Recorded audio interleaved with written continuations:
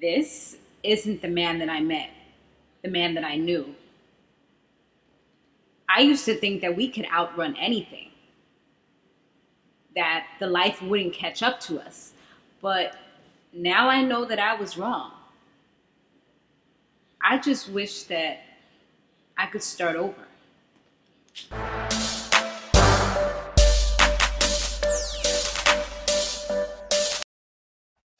Hey, what's up? What's going on, everybody? You've now tuned into my power recap.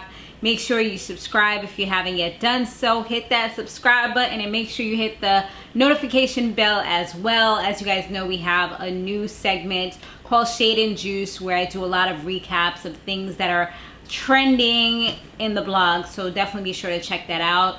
Right now, I'm doing it between 1 and 2 times a week. Yeah, you guys. And of course, our power recaps. Let me see if we got any shout outs from last week. So we have Caution Love who asks if that was Fancy from the Jamie Foxx or Vivica Fox with Ghosts on the dinner date. So somebody already answered it. It was Fancy from the Jamie Foxx show. She was doing her damn thing. She was getting it in, honey. All right, so Tommy finally tells Ghost that his father's out, Teresi's out, and Tommy was, you know, excited to kind of tell him about it, even though I feel like he was kind of hesitant. He was kind of excited, it seemed like, but Ghost wasn't really feeling that. He's like, what? Make sure you don't tell him anything about our situation, nothing. Do you remember that he was the same person that tried to blackmail me twice? He's like, nah, like, I ain't messing with him like that. And how did he get out anyway? He's like, don't worry, he's family, but I'm not going to tell him anything. So he's like, good, keep it that way. Oddly enough, Kanan is starting to make trouble again because he makes sure that he puts the bug in his ear after Tommy leaves to let him know, like, you know, he was a little concerned about his father being a possible snitch. He was like, maybe we should handle that dude. And he's like, nah, we can't take out his father. He'll never forgive me for something like that. But it looks like they got some other plan that they're gonna do soon enough. I don't think they really got into it though, from what I remember. So now Dre, he gets a visit from Alicia, aka the Jimenez sister, from the Jimenez hermanos. So he gets and she was like flirting with him and stuff, like touching his ear. I was like, you gonna get yourself in trouble. You better be careful. He did look like he was a little uncomfortable though. But, you know, he gotta kind of play nice with them because he knows how crazy and how powerful both of them are. So it's like you just gotta kind of comply. Like, you gotta show that you hold your own, but then you also gotta comply to a certain extent because you don't want them to think you some bitch ass person, but then you also can't show that you too, you know, you trying to like take over what they got going on or anything like that, because they will eliminate you pretty much. This is the cartel we talking about, honey. So then Dre, he ends up like kind of snitching. He's like, you guys need to come together as far as the books are concerned and the money and everything. And he tells him, tells her that her brother Diego, he's been running up the tab $60,000. I'm like, yo, my dude, you snitching real quick. I'm like, Diego ain't gonna like this. He ain't gonna really be trusting you after this. But she was like, all right, well, thanks for telling me. We're gonna come up with a solution with it and you will get instructions soon. Now Tasha, she was just trying to like relax and just kind of sleep off her misery, and then Ghost comes in telling her that they need to go to some like benefit or something like that. It's a fundraiser type of thing for Raina, for this whole thing that Tate has concocted. And he was just like, she was like, nah, she don't really want to. She was on some pills that the doctor prescribed for her to help her sleep, and she's like, she doesn't really want to go out there and play nice and just put on this brave face and things like that. She doesn't want to do it. And she's like, I'm not like you. And he's just like, yeah, I understand, like, you're just being selfish. And I was like, that's an asshole thing to say to somebody who just lost their child not that long ago and everything's just kind of like a whirlwind. I mean, there's so many things that she has to think about. She also has to protect her privacy. It's just like you know, you're getting things thrown at you from left and right, and it's like he just wants her to keep on going. Not everybody is built like that, you know. And even himself, he's crumbling under the pressure. It's just that he's a little bit better at pretending in front of other people. Now Teresi, he's reunited with his people and them, and one of them was a little skeptical, like, how is it that he even got out? But Vincent was just like, don't worry about it, you need to show this dude some respect. He was just like, he said something about snitches. I think he said snitches die eventually or some shit there. I wasn't really too sure. I couldn't really hear, and I played it back, but it was still a little like, what? You know? So I was like, I ain't gonna keep on playing this back 5, 6, 7 times. So I was like, whatever. He ends up going to the benefits. Tate tells him to just kind of sit back and let him do all the talking. And did Jamie listen? No. Once again, he wanted to be Mr. Fix-It, as he's done before, and effed everything up. He goes on the stage, tells people, you know, despite how I know you may think about me or my family, and all of a sudden when he look in the crowd, he sees Raina, and he's like, you know, bugging out, because he's like literally looking at his daughter who's deceased. So it just kind of throws him off his rocker, throws him off everything he was just pitching, and he just kind of like goes off the stage and literally turns somebody around who was not his daughter and just looks like a madman. So that pretty much was really bad. Next day he gets a call. They pretty much tell him that they weren't able to raise enough money. They're down by like 40%, or they need 40% more of the money in order to fulfill their goal. So yeah, and of course that's because of him. And now he's still drinking. He's drinking a lot more consistently now, and he's just getting run down. Like, he really needs to get himself together, snap out of it, and just kind of deal with everything that he's dealing with instead of just trying to be in the spotlight. You know what I mean?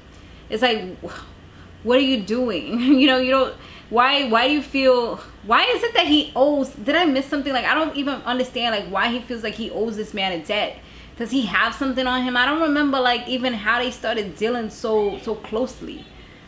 That's what I'm like, dude, you don't owe him nothing. Like, just be out. He don't got nothing on you that I remember. Maybe I'm missing something. If y'all know, put it down below, because I don't understand why he don't just let Tate go and just do what he gotta do. Like, move on with your life. Now you put yourself in more situations, more problems. Now you're gonna have to try to get the rest of the money since you effed up this situation. It's just a lot. Proctor and his daughter were together, and her mother comes in, like, just, I'm like, yo, these penthouses, they crazy. Like, people just be walking up in your house like it's nothing. I guess because, and I remember talking about this in last season, I hate the fact that people just come up and it's like they're right inside your house. Like, you know what I mean? I know there's people downstairs, but people just be coming up like it's nothing. I mean, on 2 occasions here, we've seen people come up. So I guess she's on the list or whatever. So she comes in, and the daughter just looked like she was very uncomfortable. I guess because she's dealt with the mother falling back into her old ways several times. She had like a pin, a sobriety pin that she gave to her, like, look, I've been clean 30 days. I'm gonna have joint custody soon. I'm getting my bar license back. And her daughter's just like, okay, mom, I'll put it with the rest of them. And she looked like super nervous when her mother was saying that she's going to have joint custody again. He's like, all right, go in the room. And then he was like talking to her, and she was just like, well, look at you, you're not even able to do anything. And he was like, he's not gonna let anything come between what he gotta do and his daughter ever again. At that point, I seen him look at the papers for Teresi, and I'm like, all right, this must mean something, that he knows something. And it kind of did mean that he knew something, because he did speak to Jamie, and then he told Jamie that he found out that John Mock is on the case. And of course, right there, just knowing that John Mock is on it and John Mock is also out to get him, that means that it's some fishy you know, crap going on there. I just let him know that, to kind of be unaware and just kind of don't get into anything illegal, because of course this is gonna connect back to him. He's like, he don't even be wanting to tell Tom anything because, oh, excuse me, but he killed somebody in his freaking kitchen. Angela was able to get the El Toro, the head of the Toros Locos, and he ends up snitching. And he says that he didn't do the killing in the first place. He's just been taking credit for it, because his name, I guess, has been pronounced all around the town. So that's probably how they was able to get him, because, you know, he's been taking credit for the killing that Francis did last time. So homie Des snitched on about Alicia and talk about she's about to leave, she's going somewhere but she'll be back or whatever. So they had the drop, they knew exactly where to go and try to get her. Terry tells Tasha that she can come with him as well as her daughter to stay with him, because she needs to get out of the penthouse. She needs to like just kind of clear herself, and that she can stay with him. He'll protect her, he'll keep her safe and all that, and she don't got to worry about anything. So she's like kind of contemplating the whole idea, but she's just not really too sure about that right now. Alicia, she now wants Cristobal to run the books when Dre and them had met up with her when she was making her exit. And Dre was just kind of like, that's not really necessary. And he was kind of looking at Cristobal like, what's up with that? And he's like, what was I going to say? No. You know, anything that she wants me to do, I got to do it. So I'm just like, damn, they giving this dude a lot of, you know, a lot of extra stuff. And you know how certain people, they will help you out when you're their people. They're like, you know what? You speak my language. We're going to help you out. You're going to become the next big thing. All right. But I don't really know if that's how it is, but it's just kind of weird. She was just like, well, he's your lieutenant, so you need to use him, right? She was like, so let him be the one to take care of it. So it's like, if anything, Dre can't really like doct up the books, try to get more money or try to be corrupt, because, you know, Cristobal, he's probably going to tell the truth at the end of the day. That's what I feel like he probably going to do. Now, Angela, so yeah, at that point, that's when like the feds and everything started rushing in, when Dre and Cristobal was just leaving. All of a sudden, you see all these black cars coming. These black expeditions or excursions or whatever the hell they are. They just coming, and you already know. Dre was like, yo, let's get out of here. They was out. They took Alicia. They took her people. They took Diego on the plane out. So, you know, Angela's walking proud and loud like, yes. You know, she was mad happy, you know, and she was like HBIC. You know, she even told Alicia when she was walking past her, she was like, yeah, I took you down, bendeja. You know, like, bitch, I took you down, what now? Ah. That's pretty much what she was doing without doing it, you know, just trying to compose herself. But that, yeah, that's what she did. So she gets her in the office, and all of a sudden when she's about to go ahead and do her little investigation, interrogation type of thing, here comes this mother effer Steve. Hey, he's talking about, no, you're not gonna be able to go anywhere near her. My guys are I'm gonna go in there, I'm gonna speak to her. He turns off everything, goes in there, has a little private conversation, and she's just looking at him. Angela was looking at him as he's walking away like, this has got to be a mother effing joke. And I knew it. Me and my people was talking about this the other day, and I knew that something was gonna be up with him. I knew it, because he was just on some, I don't know, it was just something about him. It just seemed so too coincidental, the way they bumped into each other, the way that he was like so thirsty to have sex with her, like on the first night. And she was just like all like, okay. I'm just like, you dumb hoe, like, are you that desperate? Like, just, why don't you get to know him a little bit first? You just met him. I mean, not shading nobody who just meets somebody. I mean, sometimes it happens like that, bees like that sometimes, but this is a show, and I was just mad at her, like, dude, what are you doing? You know, go back to the old day that you the one that's calling you every night. You need to save him, help him. But so dude talks to Alicia. He says something about how he knows that she tried to frame Diego, but if she wants to take him out, she got to work on that. And she's like, who are you? Are you like, you know, why are you letting us out or whatever? And he's like, I know that you did this to kind of frame him. And yeah, after that, they was pretty much released. And I'm just like, what? Like, why? And he was talking about, you know, Angela was talking to him like, why would you do this? Why are they being released? And he's just like, it's higher than your pay grade. You know, like, damn, slap in your face. I was just like, yo, this is so horrible. And she's like, did you just use me the whole entire time? He's like, look what I was able to come in here and do. I didn't need to use you. I have been really thinking about you. I was just like, yo, I would never let him get that kitty cat again. You got a taste. You've been thinking about me? Good. Keep on thinking, because you're a scumbucket. People like that, you can't forget it. I mean, because she was just on cloud 9 and just got sent back to like a dirty garbage truck. I mean, seriously. She had to feel like crap. That was really bad. That was really bad. She thought she redeemed herself in the office, and she just became like a big laughing stock. Meanwhile, while that happened, Proctor's house gets raided. They're looking for, well, they bring a warrant and everything. Once again, people just walk up into his house, and they said that they're looking for that, I forget the guy's name, but that, I think he was an immigration immigration officer, something. They're looking for, they said that that was the last known location that he was at. They don't really have anything on him, but they're kind of effing with him because they know that this will help them to lead back to Ghost, as well as Tommy, and just, I guess, to kind of get to Angela.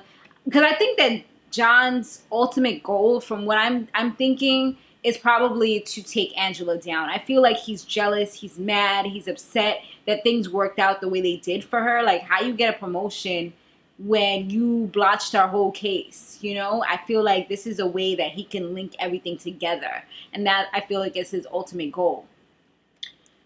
So yeah, he literally, and I hate when they do this, whenever they do these raids, not even raids, I don't know what they're actually called, but just do the whole warrant thing, search and seizure. When they do that, I feel like they always mess up people's houses so badly. It's like they have no regard for anything or anyone's property. They'll throw kids' stuff in the corner, and then it's like, now I have to be the one to put this shit back together. I didn't ask you to come into my house.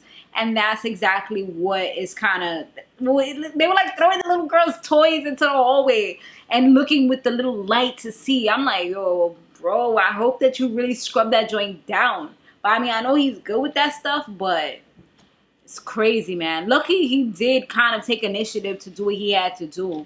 But that was not a good idea. And I know he's like, damn, like, this is not okay. Everything seems to be kind of like hitting the fan. Everybody's like going down somehow, some way. Not necessarily going down, but like things ain't looking too good. Right now, Bianca, she went ahead and she interviewed that dude that was in the in Angela's office, like her kind of friend, co-worker. He's a little bit underneath her. She asked him to do all the computer stuff. I think he's an IT guy or something. And remember, she had used somebody's login in order to remove information from the case.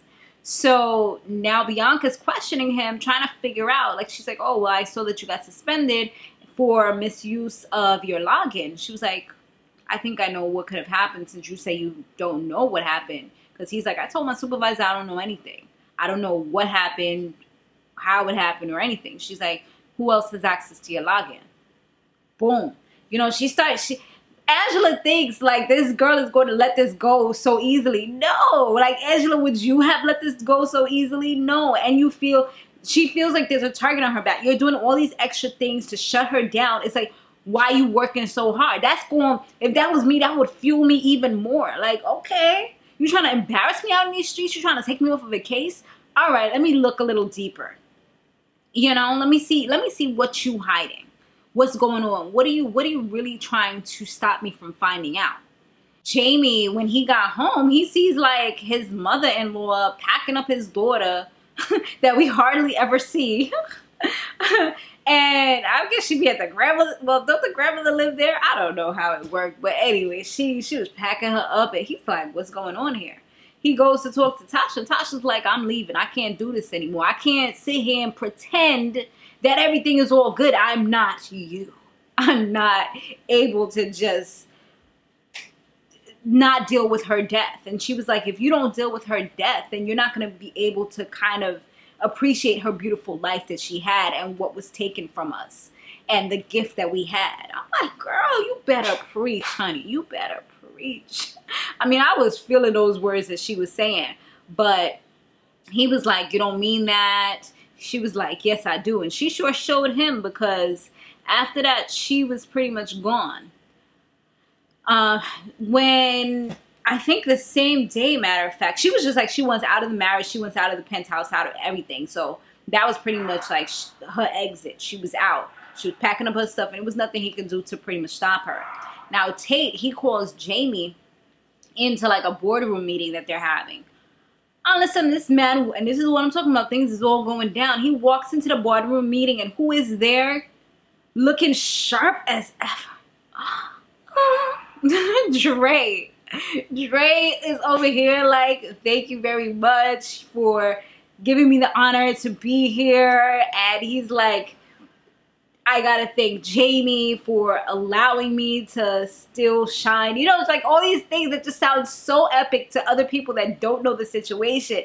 But I'm like, yo, even though Jamie's like smiling and everything, this man was pissed off. He had to be freaking pissed. What is he doing here? I hate this guy, and now I have to see him. I have to work with him all the time.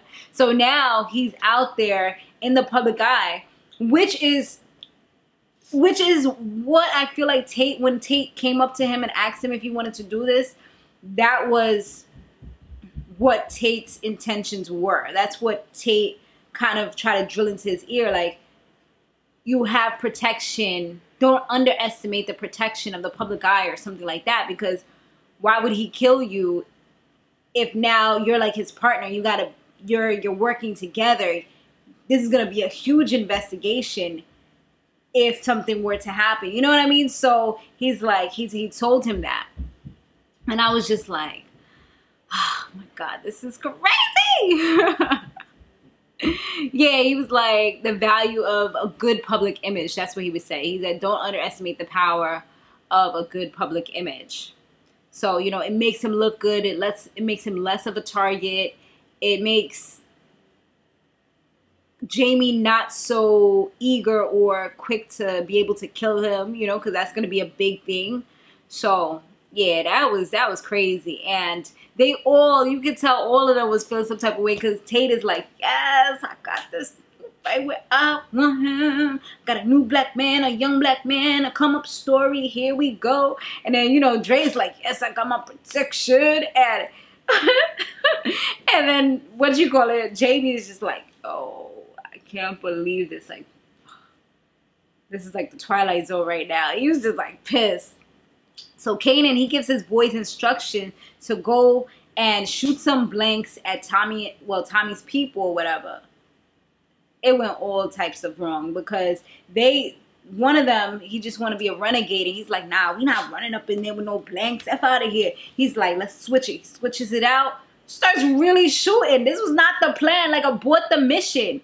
So luckily, Kanan was watching in the wings, and he's like, nah. So he came, he just killed them. His boy is like, oh, like, what is this? You told me to do this, and this is what you gonna do to me? So now he looks like he's the salvation. Like, he just saved Vincent and the rest of them. And yeah, he ends up telling Vincent that these was just like some dope boys. This was some unfinished business with Tommy. And he's like looking at Uncle, whatever his name is, you know, Tommy's uncle, kind of like, oh, this dude lied to me. Like, he told me that this was all done and squashed. And on top of that, he just got shot. So you know he double pissed right now. I'm like, yeah, he's out here being sketchy. Like, Kanan is back to be, you know, he can't be trusted at the end of the day. And that's exactly what I feel like Tasha was trying to tell him. Like, yo, you need to eliminate Kanan because he can't be trusted. Connie asked Teresi why he got out, or how he got out, because she seen him like whisper on the phone, and that was when he was talking to Mock and Sex. And he's like, oh, you know, don't worry about it. Everything's all good. And she was like, she knows when something's up with him, when he's lying about stuff. And he ends up telling her the truth, that they want information on Tommy. And she's just like, wow. Like, she looked at him a little bit, I think, like, disgusted. He was like, I did this because I don't want to see you through a glass. He's like, I want to actually be able to see you, especially the situation that you're in. So, you know, she understands, but she still doesn't like it. He's just like, you know, I gotta give them some information on Ghost and Tommy, and yeah, that's what I gotta do.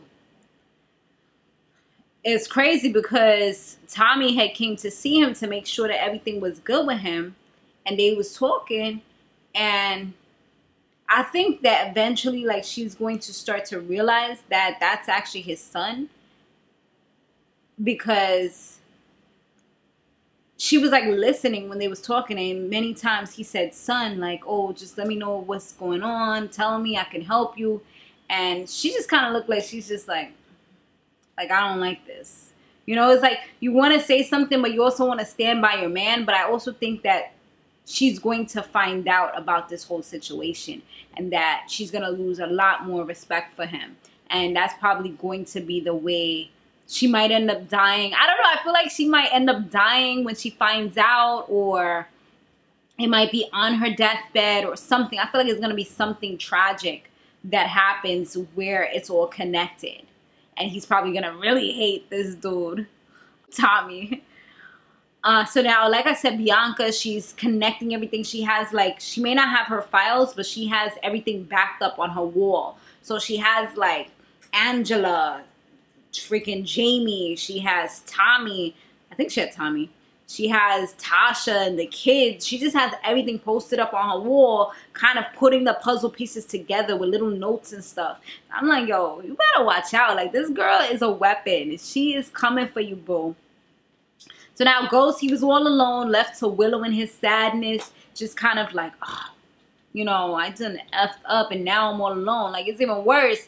But then he gets a call, and I knew who the call was going to come from. I just had that feeling, honey. I'm looking at my timeline, my card about to be done. So I knew that it was going to be something, and it ends up being that it was Angela that called. They met up at a diner, and, you know, they're just kind of talking. She's like, I can't stay long, but how are you? And I'm like, you little hoe bag. Like, first of all, the only reason why you want to talk to him now is because you got nobody else to talk to. Everybody else has disowned you. You know what I mean? Like, nobody else wants to be around you right now. And you can't talk to people from work. You can't really trust anybody. This is the only person that you could really have a good connection with other than Tasha. And Tasha don't even really trust her or like her. They're just working together. But that part is kind of over. So it's like she's left all alone. So now you come back to him even though he's been pleading out for you. But you know what? He's alone too. So it's going to work. And I'm pretty sure this is how things is going to start coming back together, because they're going to kind of lean on each other's shoulders and rely on each other. So I'm looking forward to seeing, because I knew it was going to happen somehow, some way. I'm like, yo, she keep on aching his calls. She's delaying what's supposed to happen, the inevitable. But I'm excited, y'all. Let me know what y'all think about this down below. Thanks for watching. Stay fabulous, live free, and soar limitless. I will see y'all on the next one. Later.